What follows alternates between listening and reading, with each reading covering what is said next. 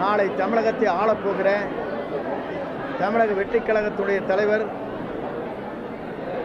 வெற்றி தளபதி இன்று மலேசியா சென்றிருக்கிறார். அவரை காணுவதற்காக உலக நாடுகளிலே பல பேர் அங்கே வந்து அவரை காண்பதற்காக இங்கே வருகின்றிருக்கிறார். நான் இதை சொல்வதற்கு காரணம் தமிழ்நாட்டில் மட்டுமல்ல,